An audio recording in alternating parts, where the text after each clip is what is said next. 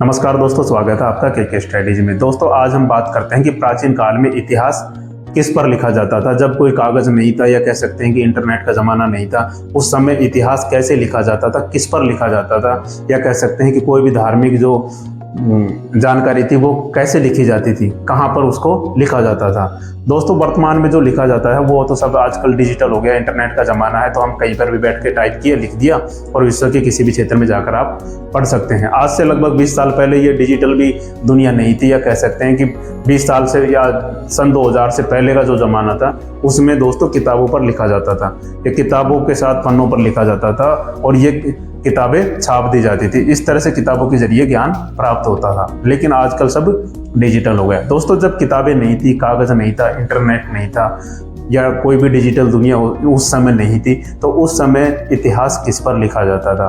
दोस्तों कागज का निर्माण कैसे हुआ और कैसे ये पूरे विश्व में फैला, उसके बारे में हमने एक वीडियो बनाया हुआ है कि कागज का आविष्कार कैसे हुआ और पूरे विश्व में कैसे फैला।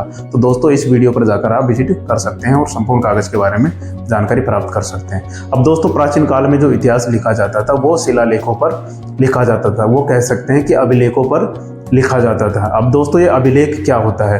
पत्थरों को खोदकर लिखना या पत्थरों पर लिखना अभिलेख कहलाता है। अब अभिलेख लिखने की परंपरा का विकास सर्वप्रथम ईरान के शासक डेरियस प्रथम ने किया था। सबसे पहला विश्व का सबसे पहला ज्ञात अभिलेख बोगुसगोई का अभिलेख है, जो कि तुर्की माइनर एशिया में है, या तुर्की को माइनर एशिया के नाम से पहले जाना जाता था। तुर्की में बोगुसगोई का अभिलेख पहला ज्ञात अभिलेख है। अब भारत में अभिलेख लिखने की परंपरा का विकास अशोक ने किया था, मौर्य सम्राट अशोक ने किया था। उन्हीं के शासनकाल में सबसे ज्यादा पूरे अखंड भारत में सबसे ज्यादा अभिलेख लिखे गए और हर जगह उनके साम्राज्य में अभिलेख मिले हैं। दोस्तों ये अभिलेख कितने प्रकार के होते हैं? दोस्तों अभिलेख मुख्य रूप से 4 प्रकार के होते हैं। पहला है शिलालेख। अब छोटे पत्थरों पर लिखना शिलालेख कहलाता है। जैसे ये कह सकते हैं जो हमारे वीडियो में आपको पीछे फोटो में दिख रहे हैं, ये शिलालेख हैं जो छोटे पत्थरों पर लिखे गए हैं। ये अमिट हो जाते थे क्योंकि पत्थरों पर लिख दिया जाता था, वो जल्दी से मिटता नहीं था। तो ये शिलालेख, छोटे पत्थरों पर लिखना शिलालेख कहलाता था। दोस्तों दूसरा है स्तंभलेख। आखिर स्तंभलेख क्या है? दोस्तों पिलर टाइप जो पत्थर होता है, या कह सकते हैं कि गोल रोल जो पत्थर होता है, उस पर लिखना स्तंभलेख कहलाता था। मौर्य सम्राट अशोक का अशोक स्तंभ भी स्तंभलेख का एक प्रमुख उदाहरण है, या कह सकते हैं कि दिल्ली का महरौली का लोह स्तंभ भी स्तंभलेख का प्रमुख उदाहरण है। इस तरह से स्तंभ पर, जैसे ये दिखाया गया है कि स्तंभ पर लिखना स्तंभलेख कहलाता है। या गोल रोल जो पत्थर होता है, लंबा पत्थर होता है, वो रोल होता है, बिल्कुल गोल होता है, उस पर लिख दिया जाता था, उसको स्तंभलेख के नाम से जाना जाता था। अब तीसरा दोस्तों हम बात करते हैं भित्तिलेख।